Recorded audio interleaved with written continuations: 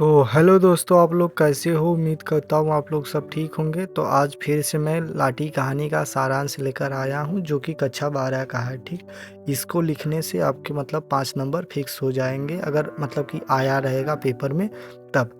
सारांश ऐसे आप लिखेंगे तो आपके फिक्स है कि 5 नंबर आपको पूरे पूरे मिल जाए। ठीक, प्रसिद्ध उपन्यासकार एवं कथा लेखिका शिवानी द्वारा कृष्ण लाठी कहानी एक घटना प्रधान कहानी है। यह एक सच्ची घटना पर आधारित कहानी है। इस कहानी में कप्तान जोशी का वर्णन है।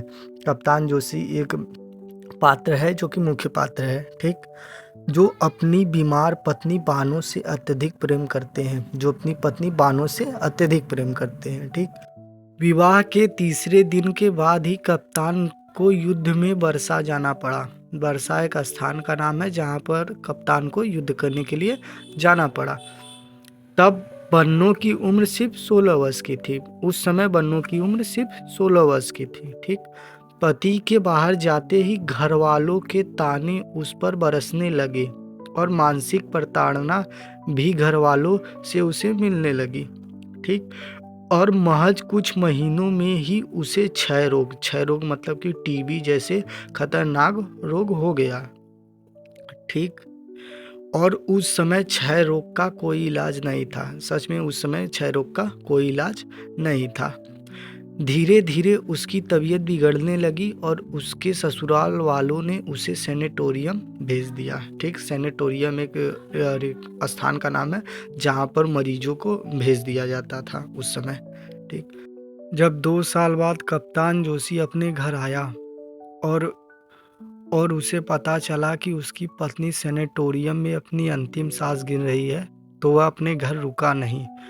तो वह बिना कुछ सोचे वह अपनी पत्नी बानो के पास पहुंच गया और अपनी पत्नी का हाल देखकर वह रोने लगा और बानो भी रोने लगी, क्योंकि उसे उसके ससुराल वालों ने यह बताया था कि अब कप्तान जोशी अब कभी लौटकर वापस नहीं आ पाएगा, क्योंकि उसकी मृत्यु हो चुकी है युद्ध में। कप्तान जोशी अपने पत्नी बानो का सेवा बड़े चाव से करने लगा, पूरे अपने मन से करने लगा। उस समय सैनिटोरियम में एक रूल प्रचलित था कि रोगी की अंतिम समय परख कर उसे सैनिटोरियम से निकाल देना। कप्तान जोशी को भी नोटिस आ गया था कि उसकी पत्नी अब ज़्यादा दिन नहीं जिएगी और वो मर जाएगी, कि वह अपनी रोगिणी पत्नी को लेकर सैनिटोरियम छोड़कर चला जाए। इस बात की खबर कहीं से लाठी को पड़ी। वह मध्य रात्रि में ही अपने बिस्तर से उठकर पास के ही नदी में जाकर कूद गई। कप्तान को लगा कि वह मर गई। कप्तान का रो रो कर बुरा हाल हो गया। 1 साल बाद कप्तान मेजर बन गया और उसने फिर से एक लड़की से शादी की और उसके 4 बच्चे हुए, जो कि अब बड़े हो चुके थे। ठीक, कप्तान ने बहुत पैसे कमाए और एक बार वह अपनी खूबसूरत पत्नी के साथ उसी पहाड़ी इलाके में घूमने के लिए गया। वह एक चाय की दुकान पर अपनी पत्नी के साथ चाय पीने को पहुंचा। वहां पर एक वैष्णवियों का ग्रुप आया। उसी ग्रुप में बन्नो भी थी।